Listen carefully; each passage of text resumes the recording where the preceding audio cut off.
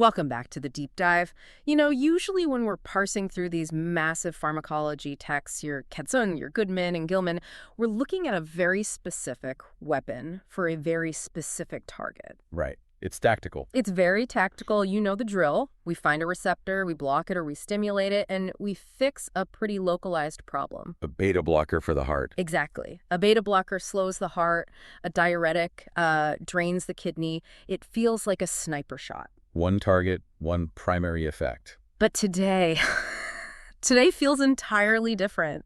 I've been reading through the material on thyroid and antithyroid drugs in Goodman and Gilman and Ketzung, and I just get this sense that we are not talking about just another gland. Yeah. We're talking about the master clock. The metronome. Yeah, that's the perfect word for it. The metronome of the human experience. We are talking about the thyroid, and honestly, before this deep dive, I tended to think of the thyroid as just this, butterfly-shaped thing in your neck that maybe makes you gain a little weight or lose a little sleep. A lot of people see it that way. But it is so much more fundamental. This is thyroid signaling setting the pace of life. It's a perfect title because it really captures the core essence of what this hormone actually does. Right. If you think about the other systems we study, they direct very specific actions. The nervous system tells the muscle, contract now. Right. Do this. The endocrine system tells the kidney, save water now. Yeah. But the thyroid doesn't tell your organs what to do. It tells them how fast to do it. That distinction is absolutely key. It is the difference between steering the car and pressing the gas pedal. Precisely. It governs the basal metabolic rate. Yeah. It controls thermogenesis, which is literally the production of heat that keeps us warm. Our internal furnace. And it even dictates the speed of neural transmission. It sets the tempo, like you said, for the entire biological orchestra. And that really is the core tension we are going to explore today, this balance between tempo and volume. Mm-hmm. The body needs that steady rhythm, that homeostasis. But when this system goes off the rails... It is dramatic and is completely systemic. In hypothyroidism, the music just slows to a dirge. Everything is sluggish. Everything. Cold, slow, the brain fogs over. In hyperthyroidism, it's like a frenetic thrash metal song played at double speed. That's a great image. The heart is racing, the body overheats, the mind is anxious and just vibrating. So our mission for this deep dive is to synthesize the clinical structure from Ketzung with that really intense, gritty molecular depth we get from Goodman and Gilman. Right, taking the scaffolding and filling in the blueprints. And we're going to visualize this in a few distinct sections. We're going to start on the factory floor, the complex chemical assembly line where this hormone is built. It is a factory. It has raw materials, it has machinery, it has workers, and it has a pretty sophisticated supply chain. Then we're going to look at the logistics network, because making the hormone is really only half the battle. Oh, yeah. Distributing it and, crucially, activating it is where the real magic and I think a lot of the clinical controversy happens. That's where we get into this idea of peripheral control, which is so vital for understanding why some patients feel better than others on what looks like the right treatment. And finally, we'll look at the thermostat, the feedback loops, and the really high-stakes clinical scenarios like thyroid storm and pregnancy, where you have to intervene on this tempo immediately or risk total system failure. And just a quick reminder, as always, for everyone listening, this is an interpretive synthesis. We are building a conceptual map. Right. We want to help you visualize the mechanism so that when you look at the dosing tables in Ketzung or the molecular diagrams in Goodman and Gilman, they actually make sense. They're not just abstract facts. Think of this as the guide to reading those chapters, not a replacement for them. You still have to do the reading. You always have to do the reading. Always. All right, let's step onto the factory floor. Section 1, the assembly line. And immediately, Goodman and Gilman points out something completely unique. The thyroid is the only organ in the human body that has an absolute, non-negotiable requirement for a specific trace element. Iodine. It is the ultimate bottleneck of the entire operation. Without iodine, the line just stops, dead. And Ketzung gives us the numbers. An adult needs about 150 micrograms of iodine a day. A tiny amount. A tiny amount. But if you're pregnant or lactating, that number jumps up to 200, maybe 250 micrograms. Which, if you really think about it, is a microscopic amount. It's a speck. But your body has to find this relatively rare element in your diet. From seafood, iodized salt, whatever, absorb it into the blood. And then the thyroid has to somehow fish it out of the bloodstream. And it's not just drifting impassively, is it? The body has what they call an extracellular fluid pool of iodide, but the concentration in the blood is actually very low. Right. But inside the thyroid gland itself, the concentration is 20 to 50 times higher. 50 times. And if the gland is being stimulated by TSH, the thyroid stimulating hormone, it can be up to 100 times higher. So we are fighting a massive, massive gradient here. We're trying to push a boulder up a very steep hill. Diffusion's not going to cut it. No, diffusion would let the iodine leak out. To get it in, you need a pump. You need active transport. And this brings us to our first major pharmacological target, the sodium iodide symporter, NIS. The NIS, the front door to the factory. I spent some time looking at the molecular diagrams of this in Goodman and Gilman. It's this massive transmembrane protein sitting on the basal membrane of the thyroid cell. The side facing the blood supply. Right. And it's an energy hog. Oh, it's a huge energy hog. It works by harnessing the electrochemical gradient of sodium. Okay, so break that down. You have the sodium-potassium ATPase pump, which is just running constantly in the background of almost every cell. It's burning ATP to actively pump sodium out of the cell. So that creates a deficit of sodium inside. A huge deficit. So sodium is just desperate to get back in to flow down its concentration gradient. And the NIS takes advantage of that. It's the ultimate opportunist. The NIS essentially says, okay, sodium, you can come back in, but you have to drag an iodide ion in with you. It's a toll booth. It is the perfect analogy. The stoichiometry is 2 sodium ions for every 1 iodide ion. That double sodium drive provides the raw power to force that iodide into the cell against that incredible 50-to-1 concentration gradient. That is just an immense amount of biological effort just to get the raw material in the door. And this matters pharmacologically because we can hack that door. We can.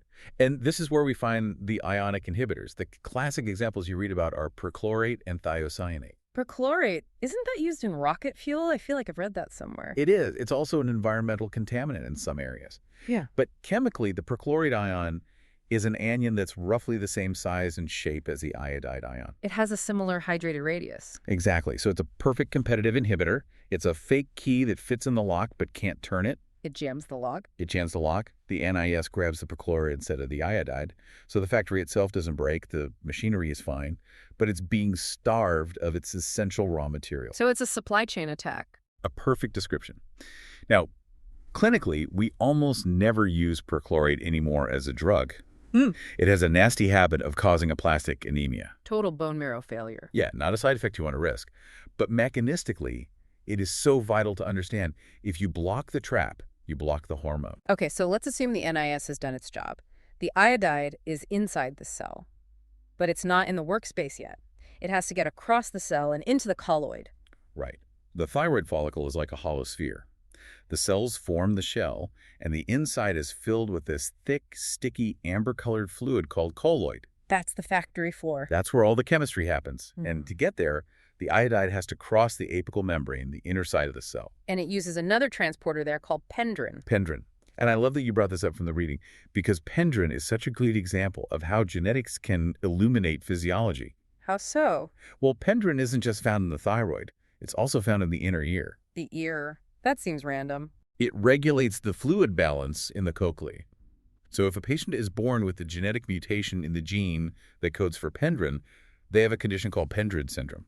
Let me guess the symptoms. Something to do with the thyroid and hearing. Spot on. They have a goiter, a swollen thyroid gland, because their thyroid can't get iodide into the colloid to make hormone, so the gland swells up trying to compensate. And they're deaf.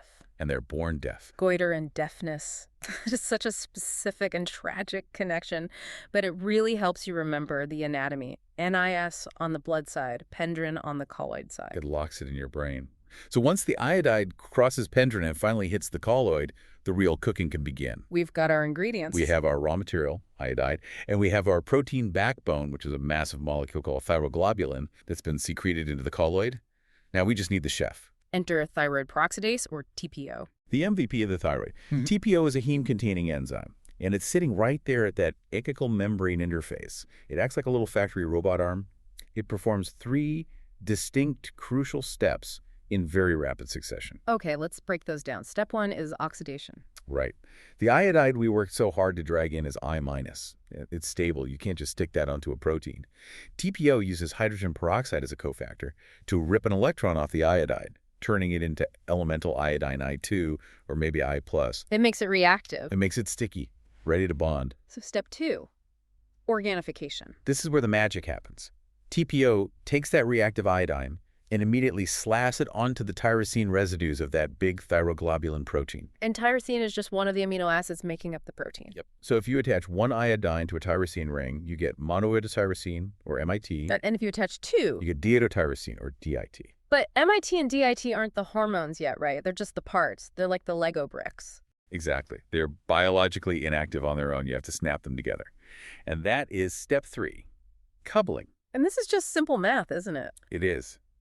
TPO catalyzes a reaction where 2 of these iodinated tyrosines, which are still part of that long thyroglobulin chain, get folded over and linked together. So if you take 2 DITs, 2 plus 2. You get T4, thyroxine, 4 iodines. And if you take 1 MIT and 1 DIT, 1 plus 2. You get T3, triiodothyronine, 3 iodines.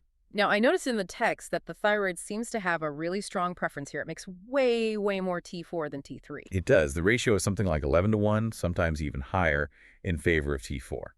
And this is a very strategic decision by the body. How so? The thyroid is effectively a warehouse. By storing the hormone inside the very structure of this giant thyroglobulin protein in the colloid, it can hold weeks or even months of supply. That is unique among endocrine glands, isn't it? Most glands make a hormone and ship it out immediately. Yeah, the adrenal gland doesn't store a month's worth of adrenaline. That would be incredibly dangerous. So the thyroid is buffering against environmental scarcity. Precisely. If you stop eating iodine tomorrow, you won't become hypothyroid for quite a while because the warehouse is fully stocked. Which brings us perfectly to section 2, the supply chain. Because having a full warehouse is great, but you have to get the product out to the customer. And getting it out is not a simple process. It requires proteolysis. Remember, the T3 and T4 are chemically bonded to that giant thyroglobulin protein. They are stuck. So how do you get them loose? The cell has to literally reach out and take a bite of the colloid, a process called pinocytosis.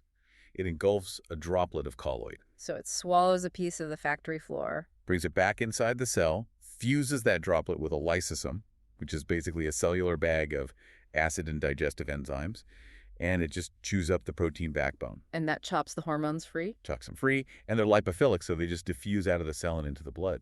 And here is where we hit a really, really counterintuitive concept. One of the most important mechanisms in all of thyroid pharmacology, the Wolff-Chaikoff effect. This trips students up all the time. It does.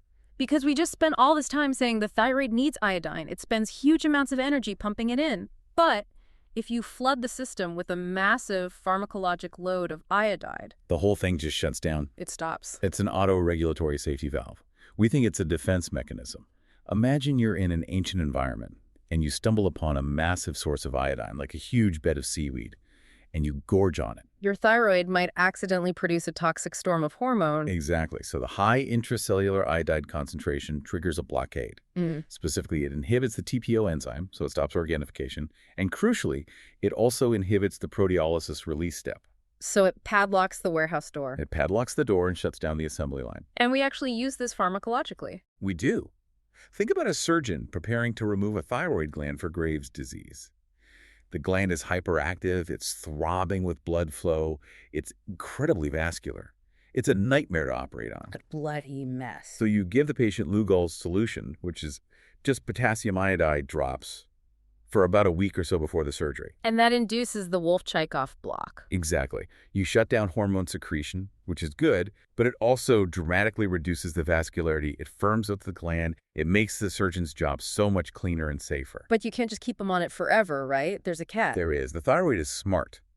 After a while, it says, hey, there's way too much iodine in here, and it starts to downregulate the NIS pump.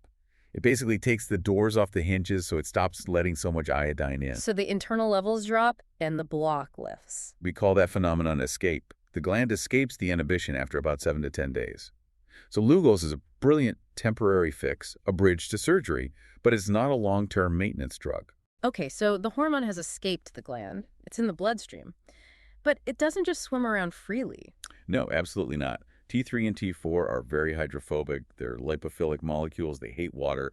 If you just dump them in the blood, they'd stick to the vessel walls or clump up. That eat boats. They need carrier proteins.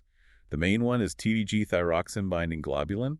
There's also transthyretin and plain old albumin, but TBG is the real heavy lifter. And here's the stat from Goodman and Gilman that just always blows my mind.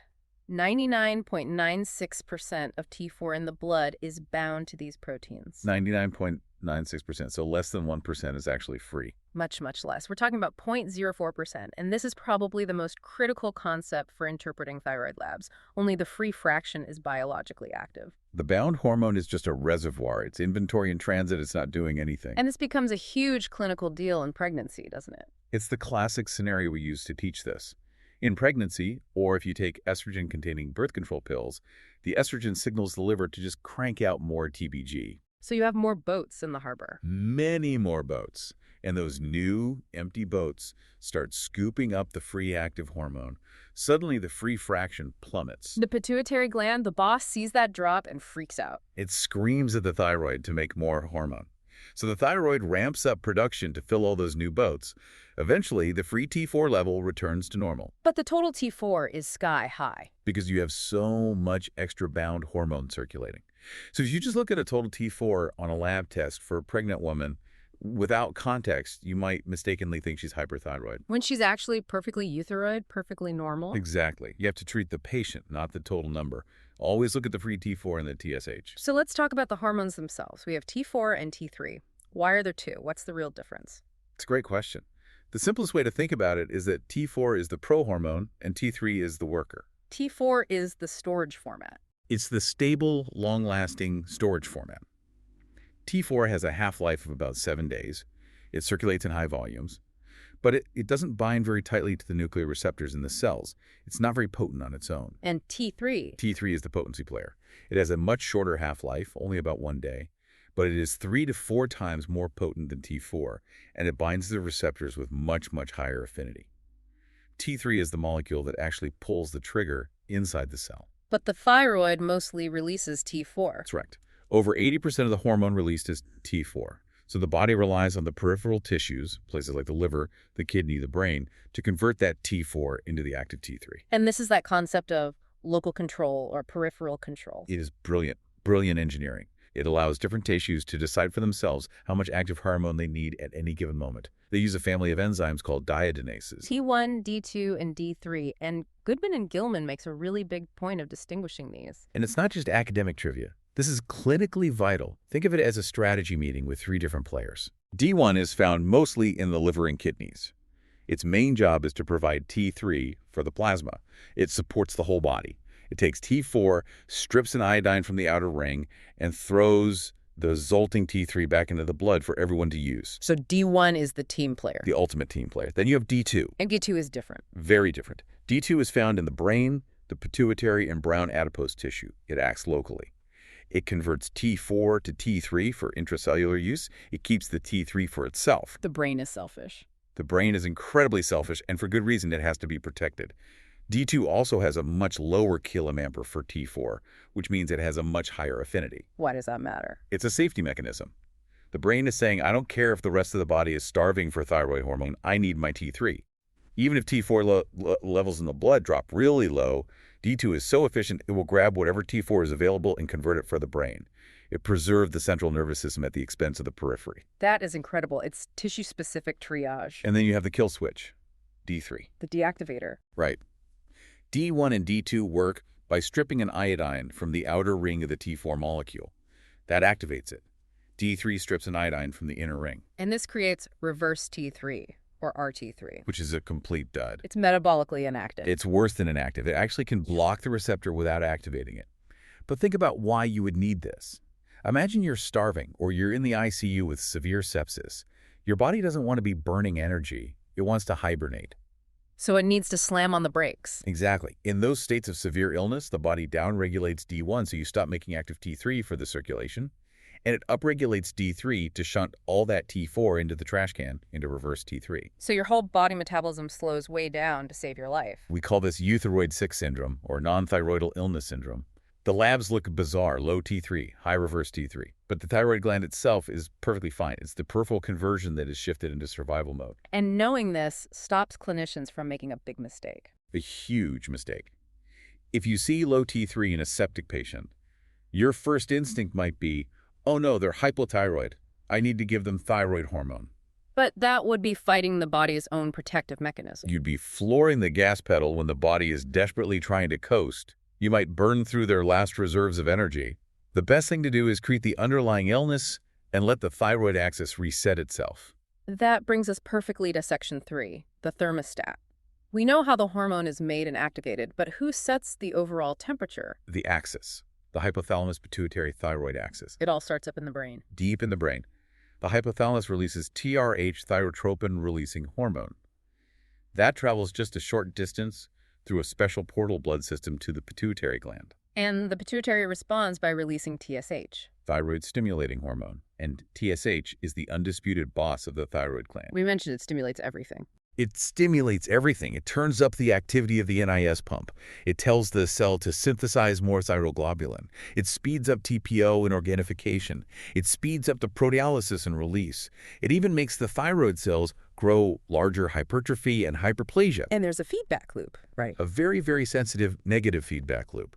As the levels of T4 and T3 rise in the blood, they feed back to the pituitary and hypothalamus and shut down the production of TSH and TRH. But here's the critical pharmacological point. Right. The relationship isn't linear, it's logarithmic. Unpack that for us. What does that mean in practice? It means that a small linear change in your T4 level causes a massive exponential change in your TSH. So if my T4 drops just a tiny little bit, my TSH will skyrocket. Will scream. Think of it as an amplifier. If your free T4 drops by, say, 20%, your TSH might jump by 200% or 300%. Wow. That is why TSH is the single most sensitive screening test we have for thyroid function. Long before your T4 drops below the official normal range on a lab report, your TSH will be climbing high. It's the ultimate canary in the coal mine. So once the hormone gets to the cell, what does it actually do? You know, the title is thyroid signaling. How does that signal work? Well, it's not like adrenaline, which hits a receptor on the cell surface and causes an instant reaction. Thyroid hormones are different. They act on nuclear receptors. They go all the way into the nucleus, to the DNA itself. Exactly. They bind to the DNA at specific sites called thyroid response elements, or TREs. And when they bind, they recruit a whole host of coactivator proteins, and they kick off the transcription of specific genes. So this is why thyroid medication doesn't work instantly. You can't just take a pill and feel better in an hour. Right. If I give you a shot of adrenaline, your heart rate goes up in seconds. If I give you a pill of T4, it will take hours to days to really see the metabolic shift. Because the cell has to literally build new machinery. It has to build new sodium-potassium pumps, new metabolic enzymes, new mitochondria. It's a full-scale renovation project, not just flipping a light switch. I want to mention one specific transporter here that Goodman and Gilman highlighted because it's so interesting.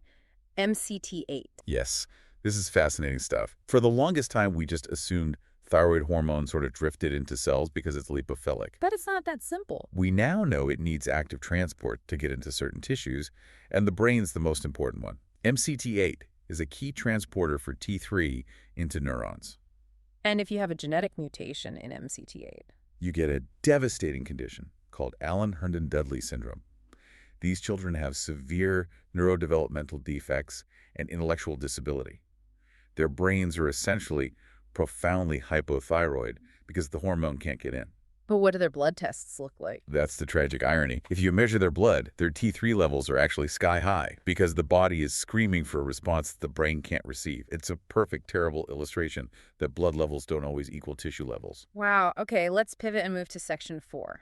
When the pace drags, hypothyroidism. The engine is cold. The classic clinical presentation that you read about is myxedema.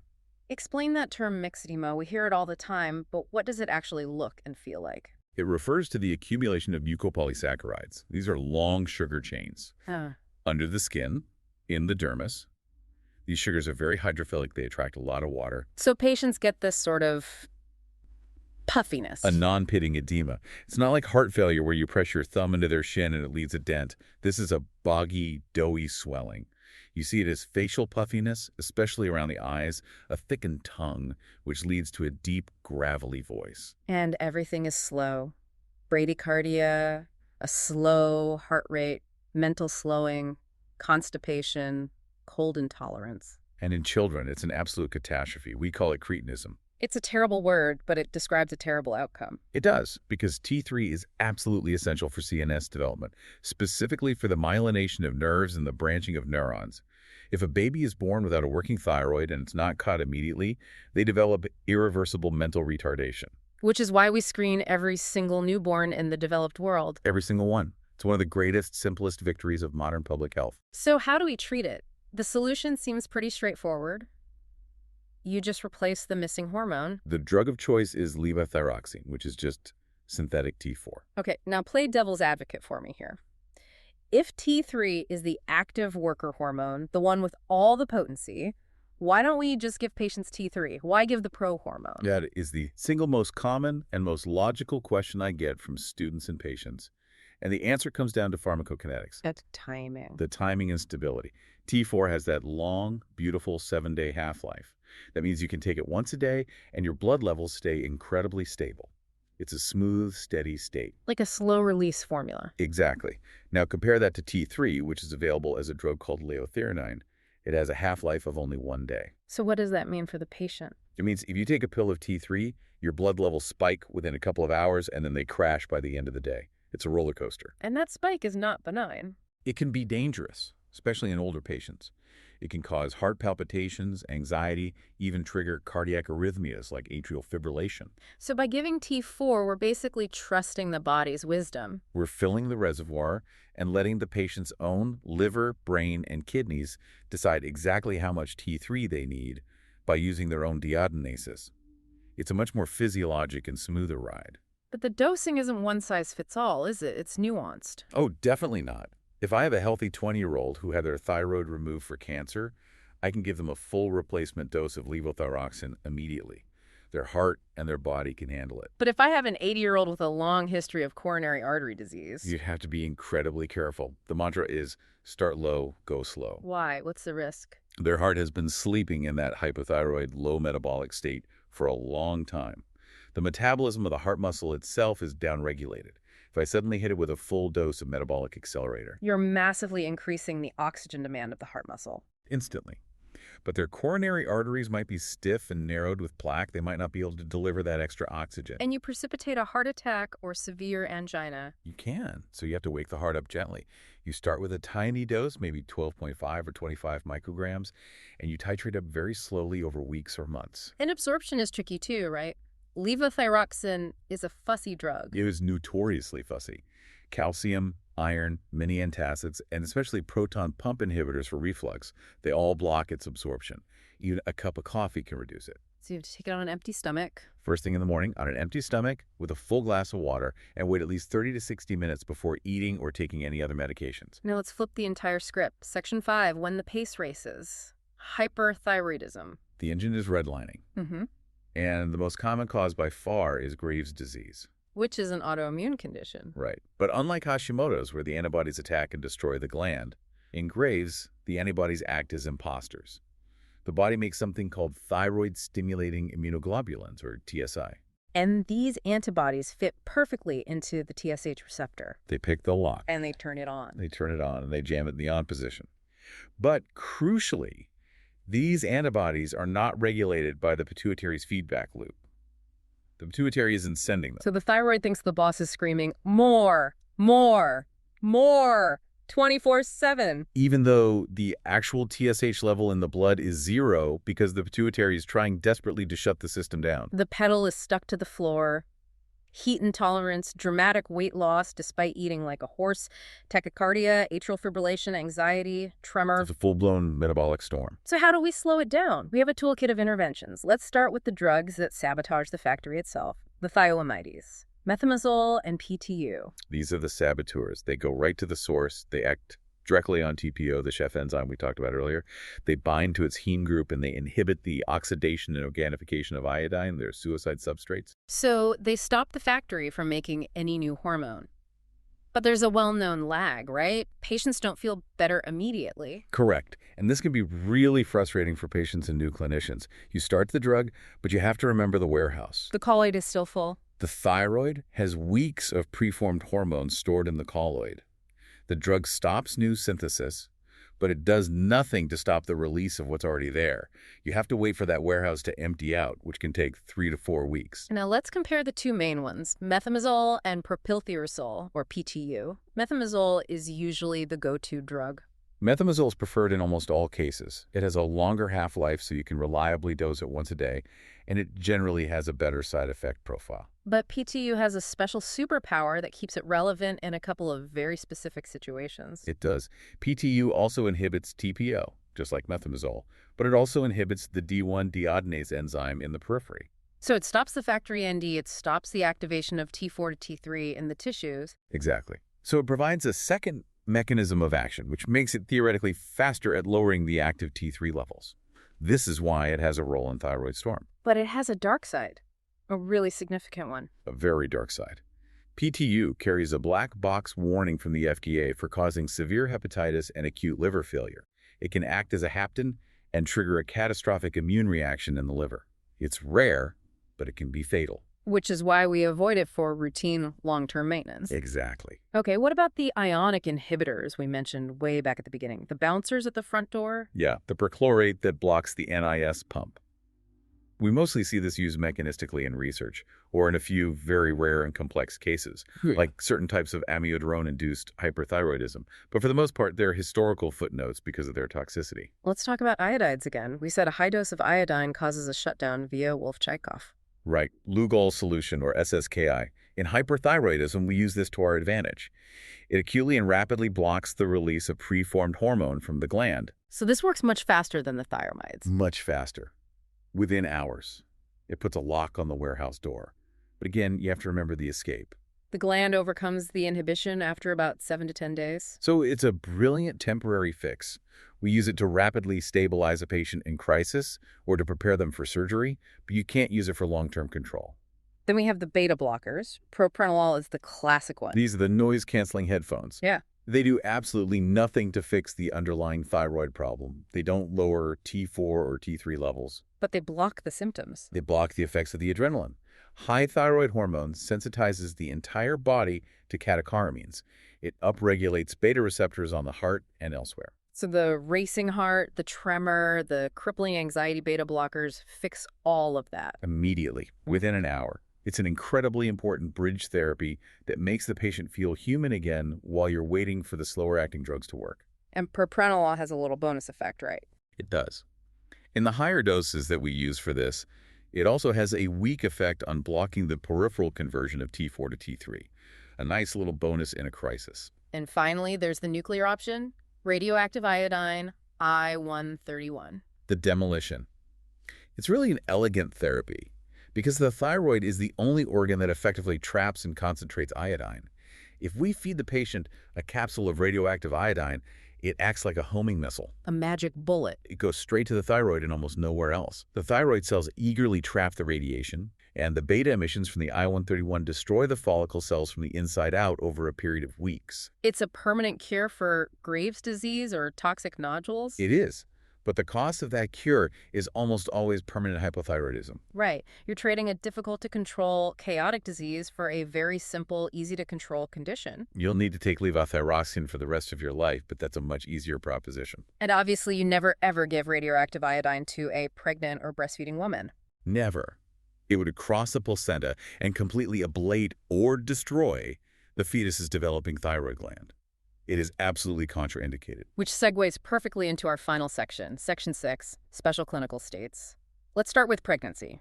This feels like the ultimate stress test for the thyroid. It absolutely is. We already talked about how estrogen increases TBG, so the liver sucks up the free hormone, forcing the thyroid to work harder just to maintain normal levels. But there's more to it than that. There is.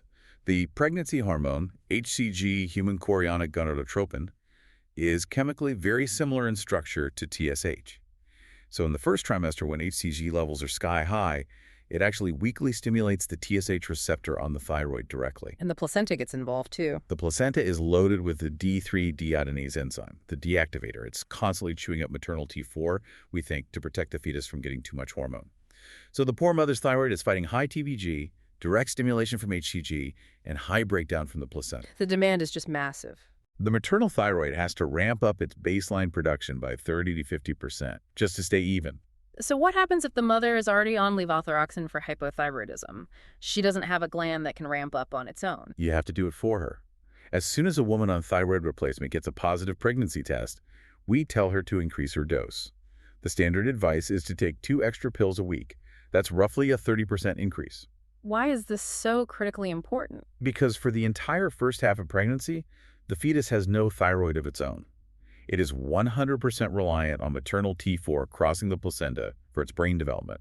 If the mom is even mildly hypothyroid during that window, the baby's IQ can be negatively impacted. Now, what if the mother has the opposite problem, Graves' disease in pregnancy? This is one of the trickiest situations in endocrinology. You have to treat her because uncontrolled hyperthyroidism is dangerous for both mom and baby. But the drugs cross the placenta. We mentioned methimazole has some risks. Methimazole is associated with a specific cluster of birth defects called methimazole embryopathy.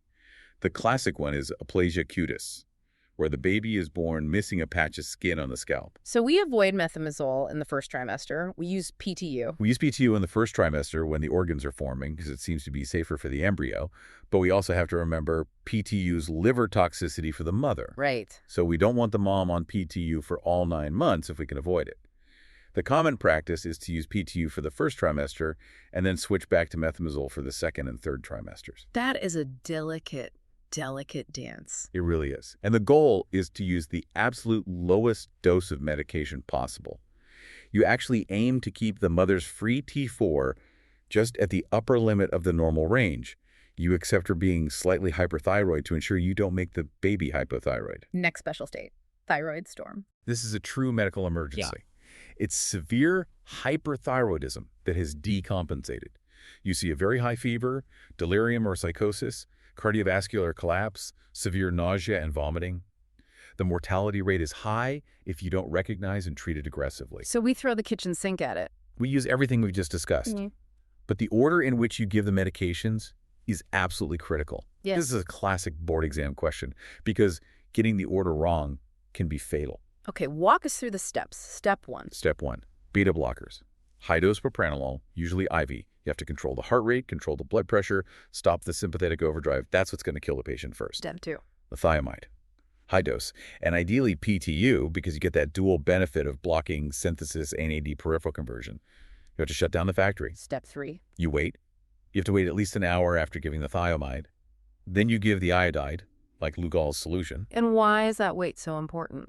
If you give the big load of iodine before the PTU has had time to get in and block the TPO enzyme, the hyperactive gland will just grab all that fresh iodine and use it as fuel to synthesize even more hormone before the Wolff-Chaikoff block finally kicks in. You're literally pouring gasoline on the fire. You have to shut down the factory with the thiamide first, then you can lock the warehouse door with the iodine. That makes perfect sense when you visualize the mechanism. And we also add corticosteroids. Yes, high-dose hydrocortisone. This helps prevent adrenal insufficiency from the severe stress, it prevents shock, and it also provides another mechanism of blocking the peripheral conversion of T4 to T3. It's a full-court press. Finally, let's just touch on amiodarone. We see this heart drug in cardiology all the time. Amiodarone is a pharmacological nightmare from a thyroid perspective. It's a very effective antiarrhythmic drug, but chemically, it looks a lot like thyroid hormone. And it is 37% iodine by weight. So every single pill is a massive iodine load. A single 200 milligram pill contains many months' worth of the recommended daily intake of iodine. So it can cause either problem. It can cause hypothyroidism by inducing a Wolff-Chaikoff block that never escapes, or it can cause hyperthyroidism by either providing fuel to an underlying autonomous nodule or by causing a destructive thyroiditis. And it messes with the conversion enzymes. It's a potent inhibitor of D1 and D2. So on an amiodarone, your T4 goes up, your T3 goes down, your TSH can be all over the place. It completely confuses the standard thyroid panels. It's a true challenge to manage. Wow. Okay, we have covered a tremendous amount of ground, from the electrochemical gradient of the NIS pump all the way to the genomic action in the nucleus. We really have. So let's try to wrap this up in the outro. If we zoom out, what is the big picture here? What are the core frameworks? I think the biggest picture is that pharmacology is about intervening in a system, not just hitting a single target. When we treat the thyroid, we're not just fixing a gland in the neck.